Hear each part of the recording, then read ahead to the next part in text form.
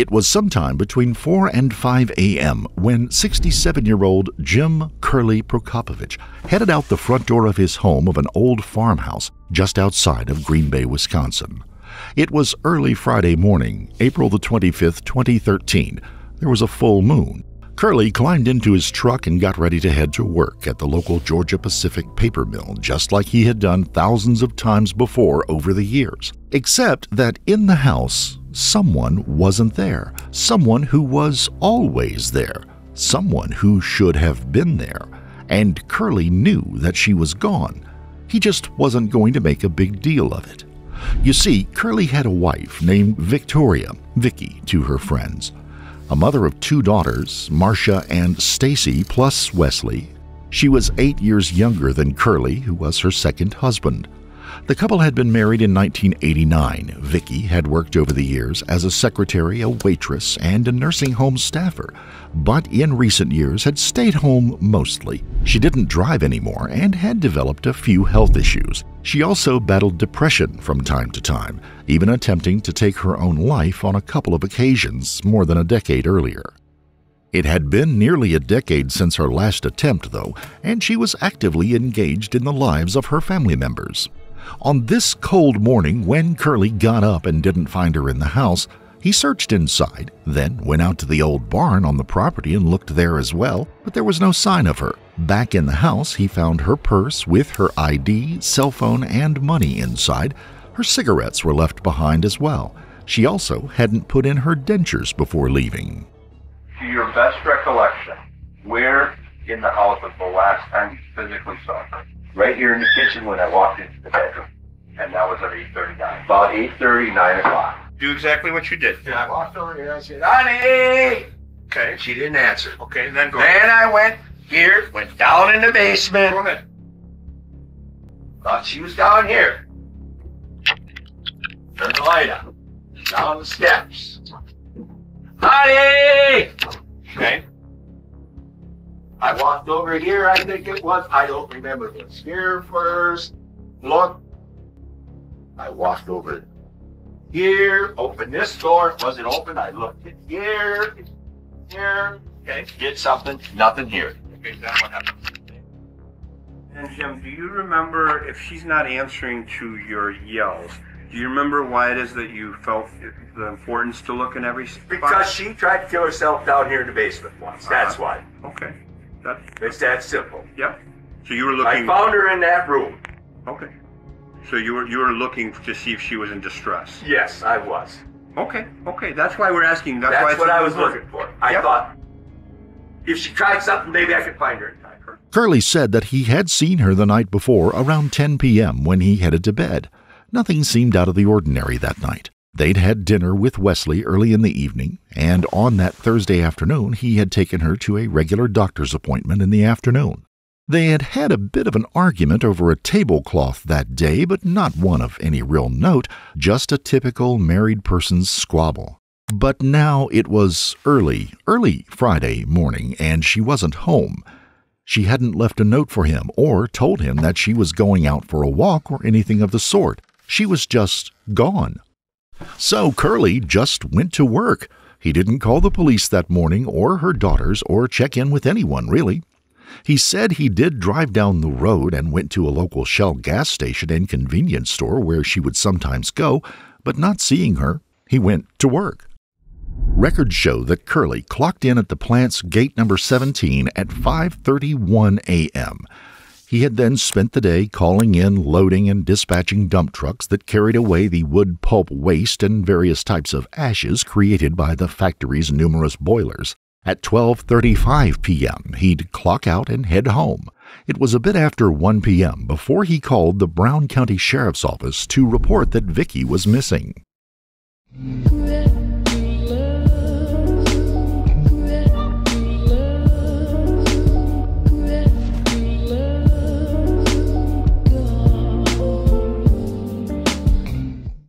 Before we begin, we would like to extend our deepest sympathies to the children and loved ones of Victoria Prokopovitz, a woman who one night just disappeared, never to be found again.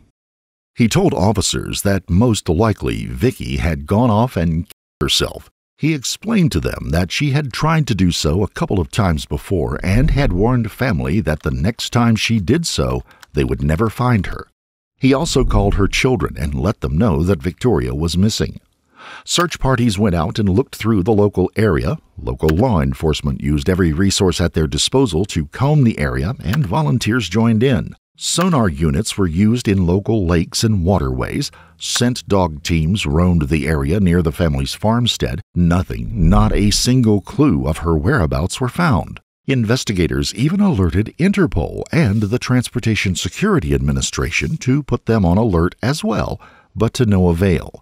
Rewards for information leading to finding Vicky were posted for anyone that could offer potential leads in the case that might help lead her back home. It seemed that everyone joined in the search for Vicky, except for Curly Prokopovitz, who stayed home and sat on his couch, drinking beer, according to his family. He expressed no interest in joining the search and told others that Vicky was dead and that she'd made sure that no one would find her. I'm talking about perfect strangers, like the search parties. And what they say is that it strikes them as odd.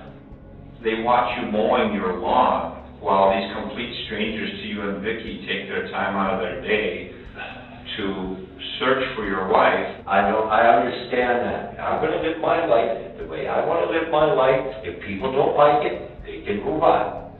I'm not one to sit and dwell on a problem. The search would continue over the coming months, and those months turned into years, and still no sign of Vicky could be found. About 2 months after Vicky's disappearance, Curly brought in his stepchildren, people he had been very close to, and explained to them that he had run into a woman, Kathy Friday, at an Indian casino recently. The two hadn't seen each other in 30 years, and they had begun talking, and a relationship developed. If the case of Vicky's disappearance had been questionable before, it had become incredibly suspicious now. The family, unsatisfied with the answers that had turned up in the case so far, hired a private investigator, Larry Warwick, to look into the case. As part of his work, Warwick would sit down with Curly and pry into what the man could remember about the disappearance and the feelings about his wife, Vicky. I want you to pretend that I don't know anything about this, okay? You know what I mean? All right. Okay, so what do you think happened? I don't know. I do know she told Stacy, next time I do it, nobody's gonna find me. Do you remember having an argument with her in the truck on the way home? No. So, you know the police are looking at you. Oh, I know they are. I know they are. Did you do anything to Vicky? No, I didn't. I did not do nothing to that woman, son, but I loved her. Okay. I don't mean to upset you. but I gotta ask the question. I know. I know they think I did something to her. The only thing I could have done different was lock her up in a rubber room to keep her from hurting herself. That's. You have a relationship with her now. Yes, I do. So after you married Vicky, you never had an intimate relationship with her? No. I call her once every 2 years, 3 years. And that's where things began to unravel for Curly Prokopovitz. What he had told his stepchildren about the relationship with Kathy Friday, also to police, completely contradicted his original story of a chance meeting with Kathy at a casino after 30 years of no contact. This was the first crack in what had been a solid, sturdy foundation of lies about his wife's disappearance. As no signs of Vicky turned up anywhere, it became more and more apparent that she had come to some kind of terrible end. And with no body being discovered, it became more and more unlikely that she had taken her own life. Investigators Roman Ehrenstein, a homicide detective with the Brown County Sheriff's Office, and Special Agent Jay Yerges with the Wisconsin Department of Justice returned to question Curly about what happened that morning. 3 years had now passed since Vicky's disappearance. No. Okay. But it was at 3.5 years ago, you're asking me where I sat at a kitchen table? My God, man. And you're asking me what kind of... Do you pay attention to what your wife wears every time she gets dressed? If you do, you're a good man, but... No, the simple answer to that, Jim, is I don't. However, Yeah, I know you don't. But say, God forbid something would happen to your wife. Would you be able to tell everybody what she had on? Or what she wore? If you guys think I did something, arrest me and haul me in. Because I did. Curley would then talk to the investigators about going out and searching for Vicky in case she had wandered down the road. The investigators climbed into Curley's truck with him, and he takes them on the route that he followed that morning, starting at the barn on the property and then for a short drive. Walked around in here a little bit, didn't see her hollering all the time. That's when I jumped in the truck. Opened. I find her at the chest. Shut it up. I drove by here. I didn't go in. Window, see if anybody was there. Didn't see anybody. There was no cars here, no nothing here. gotcha. Okay. Went around. Detective Ehrenstein would search the security camera footage from a local Shell station for that particular morning. There had been no sign of Vicky, but even more damning, there was no record of Curley's truck either. 3 days after the interview, the investigators would be back to question him about the inconsistencies in his story, and this time they would have a search warrant. The detectives knew they were on to something. They utilized what they had heard from Curley and information provided by the private investigator to begin digging into what really could have happened to Vicky Prokopovitz. They had to proceed meticulously because there was still no body. If they were to prove foul play, there would have to be a preponderance of evidence of other types. Had he spoken to anyone about it? Was there a motivation for him to kill? Did he have the means not just to kill Vicky, but to somehow dispose of her body so completely and so quickly that there would be no trail back to him or the farm just outside of Green Bay? It would take years. First, they had to look at the fact that Wesley, Vicky's son, had also been living at the home during the time of the disappearance. He had always been readily available to the police and happy to communicate with them. His story of being out with friends until the wee hours of the morning checked out completely. His alibi was completely solid.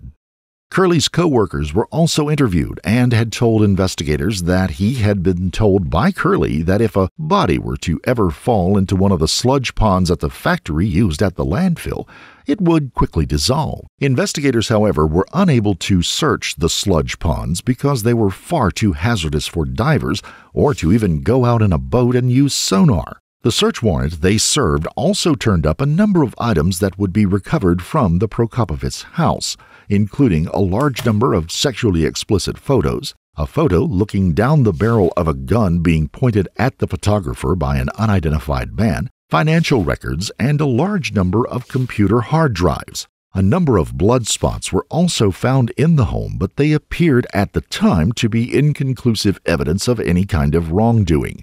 Perhaps they were from an old accidental injury. Still, investigators were fairly certain that Curley had the means to kill and dispose of Vicky. Did he have a motive to do so? That came back with a couple of things. Vicky's medical issues and necessary insurance were a drain on the couple's income, especially with the 59-year-old woman being unable to work. There was also the matter of his relationship with Kathy. It would turn out that their meetup had not been by random chance or at the Indian casino a couple of hours away from his home. Friends of the two would tell investigators the two had been talking by telephone every year or two just to keep in touch, and that their first meeting was at a truck stop and had been mutually arranged. Now investigators felt they had at least the outline of a possible motive for Curley to have murdered Vicky. Had he freed himself from the expense and given himself an opportunity to start something new with an old flame? One of Vicky's daughters did tell investigators that when he'd announced the new relationship, he said that had Kathy been divorced 30 years ago, he would have married her instead of Vicky. Local prosecutors alongside the investigators then began a series of John Doe trials, much like grand jury trials, to determine if there was enough evidence to actually press charges in this case. 7 total trials were held with 21 separate witnesses before a consensus was reached. In the trials, both Curley and Kathy had stuck to their stories that they had met by chance at the casino. As witnesses contradicted them, it provided leverage to charge both with perjury and obstruction of justice. Curley would also be charged with murder in the death of his wife. No evidence could be found, however, that Kathy was involved in the incident. The pair would be arrested and formally charged with the crimes. Kathy was released on bail for $25,000 and was told to have no contact or communication with Curley. He would be jailed under a $2 million bond and held at the Brown County Jail. Immediately after the arrest, detectives would more thoroughly interrogate Curley. Not only did they have more information than before, but Curley knew it, and it seemed to weigh on him. So did the knowledge that Kathy was now in legal jeopardy as well. The two had been living together at her farm in nearby Curtis, Wisconsin, for quite some time at this point. Essentially been lying to Roman and I for a long time. Today you lied on the stand to the judge, the court, okay? Is that accurate, Jim? Yeah. Well, I lied about how we met and... Did you know that lying to us was wrong and illegal? Yeah, in a way. I mean, Didn't feel good. no, but... That didn't happen, Jim. You know what I'm saying? What didn't happen? You weren't at that station. I swear I went by the station and didn't see anybody or anything. Well, you can see a certain amount of road with the cameras, though. Swear to God I was by there. By that station. It didn't happen, Joe. That didn't happen. Because video doesn't lie, Jim. That's all I'm saying. Okay. You need to tell us what the heck happened so that we can clear her and get her. Honest to God, Jay, she had nothing to do with it. Vicky's dead. Yes. She's not here. She's not here. I don't know if she's dead. I don't. She doesn't go poof. I know she... You were the last one But to to see her. You were the last one with her. Don't. You were the last one to hear her. I don't know. If I knew, I'd tell you right now. Nope. I'd tell you right now because I don't want Kathy in trouble. You don't want to be caught. You didn't want to be caught today on the stand. And you lied. All right. You don't want to be caught now. Okay, I'll admit, I You killed her. There, I killed her. Kathy had nothing to do with it. The investigators got a confession. Or did they? They established that Curley had lied to them on a number of occasions already. Was he lying now in an effort to spare Kathy, or had he actually incriminated himself? Curley seems to quickly realize that he may have done a terrible thing to any presumption of innocence on his part. He tries to recant his statement. I don't know where she is. Tell me how you killed her. No, I don't know how I killed her. Tell me how you killed her. I didn't. So I Did you can't use tell your you. hands? Did you I can't tell you. I don't know. During his time in jail awaiting trial, Curley was recorded making a phone call to one of his relatives that if he ever had the chance, he guessed that he would have to flee. Two other inmates at the jail would also tell investigators that he had confided in them that even if a body were found, they'd never be able to identify it because there was no blood left or teeth. Her dentures at the time of her disappearance had been left behind in the house. Curley certainly was not doing his case any favors. The pressure of the arrest and everything it implied obviously weighed heavily on Jim Prokopovitz, but the weight on 67-year-old Kathy Friday was too much to bear. During his incarceration, Kathy was caught sending messages through a third party. Even though they were simply telling him that she loved him and that a new baby donkey had been born on their farm, it still broke the rules of her bail and she was called before a judge. She never made that appointment, taking her own life instead. On February the 18th of 2021, almost 8 years after the disappearance of Vicky Prokopovitz, Curley would come to trial for her murder. As a no-body homicide, the trial would revolve greatly around the testimonies of people directly involved with the family, co-workers, and medical professionals.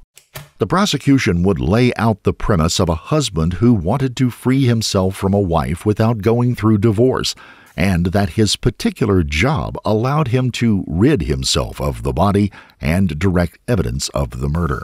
The defense would point out Victoria's history of attempts, her mental and physical health issues, and the chilling statement she made to her family that the next time she tried to herself, no one would find her.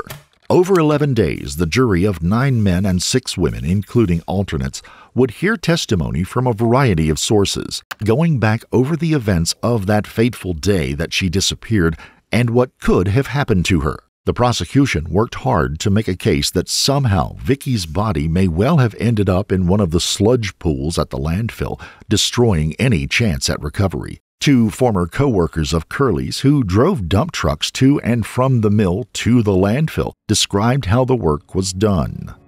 What would Curly be doing with respect to your dump truck? He would operate a wheel loader that would load me.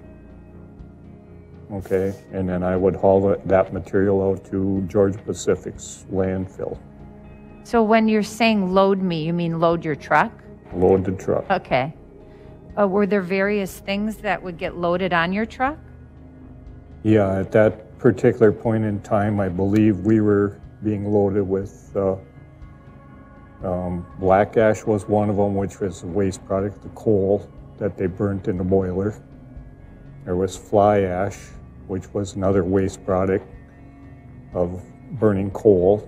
There was a product they either nicknamed it red ash or 9 ash, which was, the reason they call it 9 ash, it was number 9 boiler that ash would come out of. And that was caustic. That had lime in it and would burn your skin and everything. It was pretty nasty stuff. And then there was sludge, which is a waste product of the paper industry. It's all the fibers that they can't utilize. And all of those things in particular then, the makeup of that's just with the ash. That would be, as you indicated, incinerated or burned things, unidentifiable. Would it have been previous to that? Excuse me? When you are getting these items and they're put on your truck, do you have the ability to tell what's in them, or you just see them going on your truck? I could see it to a point, I guess, is what I'm going to say, is, you're sitting in the truck and obviously there's mirrors, and every time he's dumping something, you can actually see some of that, okay? So some of that, but some of that. You really don't have a clear shot of seeing, so. And depending on your vantage point right. at times. Okay. After a while you get, I don't know, your eyes wander, you do other stuff. Special Agent Yerges would also speak about the sludge ponds and their importance in the case. The ones in the interior of the landfill, they kind of wrap around these different ponds or cells, true? Yes, those are, yes. And there isn't light out there as far as like overhead lights or street lights in this landfill, correct? There's no lighting out there at the cells. And you'd have that I observed. Okay. And you'd have to be somewhat familiar with the layout of the landfill to navigate around it. Would that be fair? I would want to be familiar with it, yes. Sure. Jurors also got to see the many interrogations and interviews done with Curly over the years, including the one where, in a fit of either desperation or anger, he admitted to killing Vicky. Jim Curly Prokopovitz would never take the stand during his trial, and the defense would never call a witness of their own, choosing only to cross-examine witnesses and experts brought forth by the prosecution. The two sides would square off in closing arguments before leaving it up to the jury to decide. Good evening, ladies and gentlemen. 2,864 days. That's how many days have gone by since Victoria Prokopovitz went missing. She never made Marcia and Andy's 25th anniversary celebration.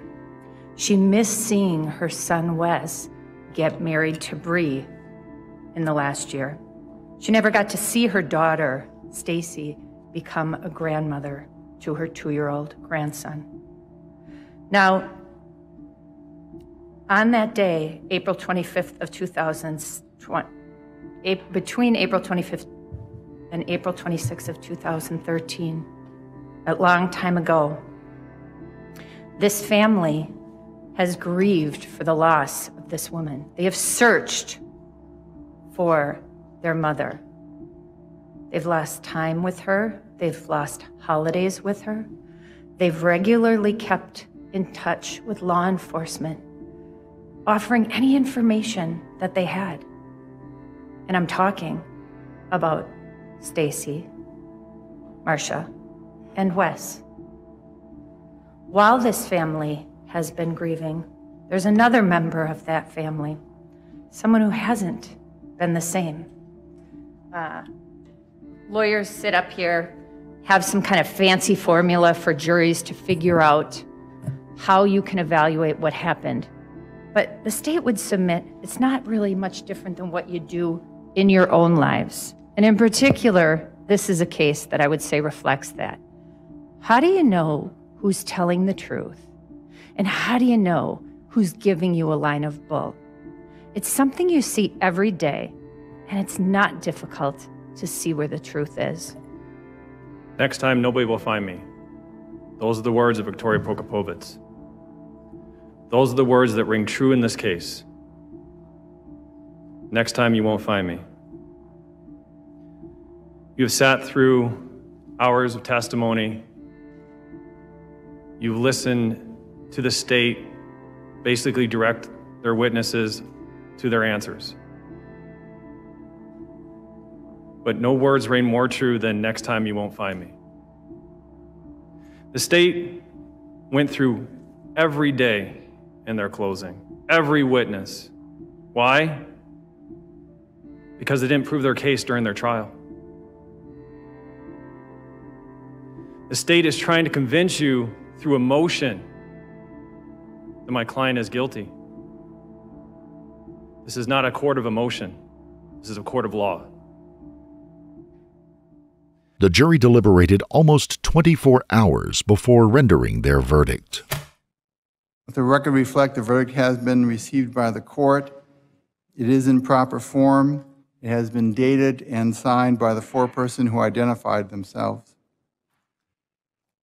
In the state of Wisconsin versus James M. Prokopovitz, file 19 CF 716, as to the offense of first-degree intentional homicide as charged in count 1 of the second amended information, we, the jury, find the defendant, James M. Prokopovitz, the verdict has been marked guilty.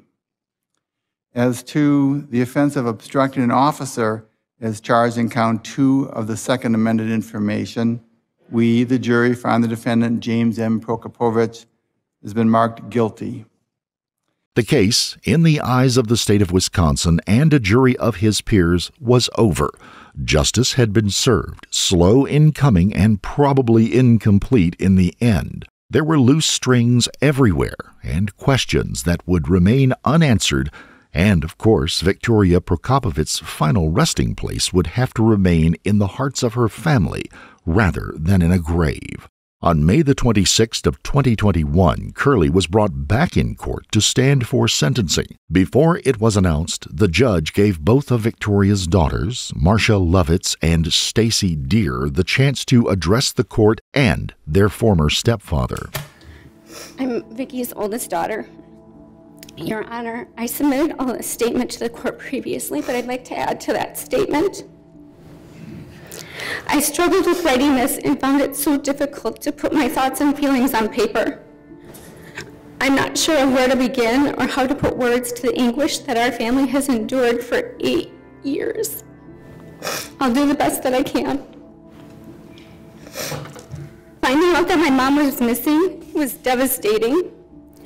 Searching for her became my priority and consumed me through these 8 years. I'm continuously searching for my mom, even in my dreams. I struggle with sleeping through the night. I'm either restless because I can't shut my mind off or have nightmares. The dreams and nightmares have continued, but since the trial have changed. We're now searching for her remains. Or her remains have been found, but I can't seem to move beyond trying to figure out what happened to my mom. The emotional trauma that I've endured over such a long period of time has taken a physical toll on my body, causing physical pain and stress hives. I I look back at photos before my mom was missing, and I think about the happiness that I once saw in my eyes that is now extinguished. I now refer to things as before my mom went missing and after my mom went missing. I've become the daughter of a missing woman, and it's not a title I want. Sitting through the trial and reliving the whole thing from the beginning has my emotions all over the place. I'm hurt and confused. Jim is our stepdad. He raised me since I was 12. I called him Dad. He walked me down the aisle at my wedding, and he was grandpa to my boys. Jim's lack of concern in the search for answers about my mom and his lack of compassion towards us is something I still don't understand. Family, friends, strangers, search and rescue, and law enforcement did everything that they could to try to find our mom and try to help in search efforts. Yet Jim was ready to just move on without searching, without needing to know what happened. I just don't understand his willingness to move on and to start a new life, and all the inconsistencies and lies that have been told. Jim sat across the table from us 2 months after my mom went missing and told us that if he had known that Kathy had gotten divorced, he would have never married my mom. Giving the man one last chance to somehow make amends, Judge William Atkinson asked Curley if he had any comment. You wish to comment, Mr. Prokopovitz? No, thank you, Your Honor. Jim Curley Prokopovitz will most likely spend every day of the rest of his life in prison for the murder of his wife, the disposal of her body, and attempting to hide his guilt. His plans and the lie that had shielded them were now done and gone, and he was left to suffer the consequences. If you found this case compelling, don't forget to like the video, comment down below and give us your take on it, and please subscribe to the channel. Also, hit the notification bell in order to stay up to date each time we reveal a new shocking case. Until next time, stay safe and keep your eyes peeled. You never know what's lurking in the shadows.